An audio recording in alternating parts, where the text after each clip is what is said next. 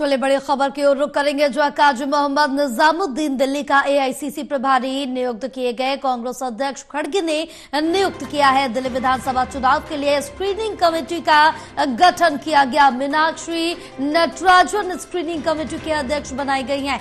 Imran Masood screening committee के सदस्य हैं। प्रदीप नरवाल स्क्रीनिंग कमेटी के सदस्य हैं। एआईसीसी प्रभारी पीसीसी अध्यक्ष और दिल्ली के सभी एआईसीसी सचिव पदेन सदस्य होंगे। तो बड़ी जानकारी आप तक पहुंचा रहे, जो आपको बताते चले कि काजी मोहम्मद निजामुद्दीन दिल्ली का एआईसीसी प्रभारी नियुक्त किया गया है। कांग्रेस अध्यक्ष मल्लिकार्जुन खड़गे ने नियुक्त किया है। साथ ही दिल्ली विधानसभा चुनाव के लिए स्क्रीनिंग कमेटी का गठन कर दिया गया है। मीनाक्षी नटराजन स्क्रीनिंग कमेटी की अध्यक्ष बनाई गई हैं। तो हमारे साथ एसोसिएट एडिटर प्रदीप कुमार जुड़े हुए और ज्यादा जानकारी लेंगे। प्रदीप, क्या अपडेट मिल पा रही है एआईसीसी प्रभारी नियुक्त करने को लेकर? देखिए, दिल्ली में चुनाव की तैयारी को लेकर कांग्रेस ने महत्वपूर्ण नियुक्ति की है। आज कुछ देर पहले ही कांग्रेस अध्यक्ष मल्लिकार्जुन खड़गे ने इन नियुक्तियों को मंजूरी दी है। काफी महत्वपूर्ण, क्योंकि ये नियुक्तियां चुनाव से जुड़ी हैं, लिहाजा इसका अपना एक जो चुनाव से पहले तैयारी होती है उससे जोड़कर अगर देखें तो आने वाले दिनों में और नियुक्तियां भी की जाएंगी। तो पहली नियुक्ति सबसे बड़ी है, काजी मोहम्मद निजामुद्दीन को तत्काल प्रभाव से दिल्ली का एआईसीसी प्रभारी बनाया गया है। यानी दीपक बावरिया की जगह काजी मोहम्मद निजामुद्दीन अब यहाँ पर प्रभार संभालेंगे एआईसीसी के तौर पर। और इसके अलावा जो दूसरी महत्वपूर्ण कमेटी बनाई गई है, स्क्रीनिंग कमेटी। स्क्रीनिंग कमेटी इसलिए इस लिहाज से महत्वपूर्ण है क्योंकि उम्मीदवारों के चयन को लेकर ये कमेटी काफी महत्वपूर्ण रहती है और इसलिए उम्मीदवारों की प्रक्रिया वो शुरू कर सके, इसलिए स्क्रीनिंग कमेटी का गठन किया गया है। मीनाक्षी नटराजन वो इसके अध्यक्ष बनाई गई हैं। इमरान मसूद जो सांसद हैं वो सदस्य के तौर पर शामिल हैं। प्रदीप नरवाल जो हरियाणा से आते हैं वो भी सदस्य नियुक्त किए गए हैं।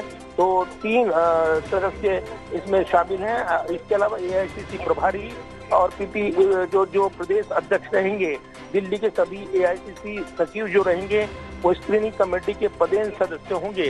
तो ये काफी महत्वपूर्ण नियुक्ति यहाँ पर आज कांग्रेस ने की है और इसको मंजूरी की गई है। बिल्कुल प्रदीप, क्योंकि एक तरफ देखें तो आम आदमी पार्टी ने अपनी पहली सूची जारी कर दी, तो कांग्रेस की तरफ से यहाँ पर स्क्रीनिंग कमेटी का गठन कर दिया गया। बहरहाल तैयारियां जोरों पर चल रही है। दिल्ली विधानसभा चुनावों को लेकर सभी पार्टी एक्टिव नजर आ रही है। देखिए, बिल्कुल महाराष्ट्र के और झारखंड के चुनावी मुकाबले के बाद अब निगाहें आगामी विधानसभा चुनाव के मुकाबले पर रहेंगी और दिल्ली जो काफी महत्वपूर्ण रहेगा देश की राजधानी दिल्ली में, यहाँ पर विधानसभा चुनावी मुकाबले से पहले एक हलचल बढ़ी हुई है। दिल्ली में कांग्रेस जो यात्रा भी निकाल रही है, इसके अलावा जिस तरीके से मुद्दों की बात करें तो वो मुद्दे भी बनकर उभर रहे हैं। आम आदमी पार्टी की बात करें, इंडिया ब्लॉक में शामिल रही है, लेकिन पंजाब में गठजोड़ नहीं हो पाया था कांग्रेस के साथ। इसके अलावा जिस तरीके से जो लोकसभा चुनाव में तो गठजोड़ रहा, लेकिन विधानसभा चुनाव में अब नजरें लगी हैं और कांग्रेस ये दम दिखा रही है कि वो अकेले चुनाव लड़ेगी और इसलिए मुकाबले में अब कमेटियों का गठन वो करने लगी है कांग्रेस पार्टी। ये दबाव बनाने की रणनीति के तौर पर भी देखा जा रहा है, क्योंकि इधर आम आदमी पार्टी की ओर से भी पहली लिस्ट जारी की गई है दिल्ली में उम्मीदवारों की। तो अब कांग्रेस भी अपनी चुनावी तैयारियां आगे बढ़ाते हुए नजर आ रही है और कहीं न कहीं इन चुनाव को गंभीरता से लेते हुए आने वाले दिनों में और भी बड़ी नियुक्तियों का ऐलान किया जा सकता है। बिल्कुल प्रदीप, क्योंकि जिस तरह से देखें तो ये तो साफ हो गया है कि अब एक गठबंधन में दोनों पार्टियां चुनाव दिल्ली विधानसभा का नहीं लड़ेंगी, क्योंकि एक ने अपनी स्क्रीनिंग कमेटी अब गठन कर लिया है तो दूसरी पार्टी ने सूची जारी कर दी है। बहरहाल जिस तरह से देखें कि अगर सूची जारी करने की बात रही, हरियाणा में देखें तो बीजेपी ने सबसे पहले अपनी सूची जारी की थी।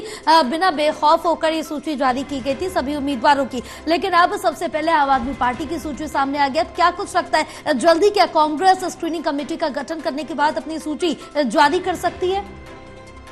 देखिए ये निश्चित तौर पर स्क्रीनिंग कमेटी जो बनाई गई है उम्मीदवारों के चयन को लेकर और उसकी खोजबीन से जुड़ी हुई है। ऐसे में जो अब स्क्रीनिंग कमेटी उम्मीदवारों के जो आवेदन पत्र आएंगे उसको लेना शुरू करेंगे और इसके बाद यहाँ पर स्क्रीनिंग कमेटी है उसकी छानबीन करेगी और उसके बाद ये लिस्ट सौंपी जानी है। तो जरूर है कि ये देखना होगा कि इसमें कितनी जल्दी वो उम्मीदवारों के चयन को लेकर कदम आगे बढ़ाएंगे। लेकिन कहीं ना कहीं निगाहें लगी हैं मुकाबले के पहले जो रणनीतिक तौर पर यहाँ पर खास तौर से निगाहें हैं कि क्या अब आगे के कांग्रेस के इस पूरे कदम पर नजरें हैं, क्योंकि अभी ये तय नहीं हुआ कि गठजोड़ को लेकर या दूसरी जो रणनीतिक तौर पर जो सोच है उसको लेकर पार्टी का क्या निर्णय होगा। लेकिन एक दबाव बनाने की मंशा होती है और कहीं ना कहीं इससे पहले अपनी चुनावी तैयारी में कोई कसर यहाँ नहीं छोड़ना चाहती है पार्टी और इसलिए महत्वपूर्ण नियुक्तियां की गई। बिल्कुल, तमाम जानकारी साझा करने के लिए प्रदीप बहुत शुक्रिया आपका।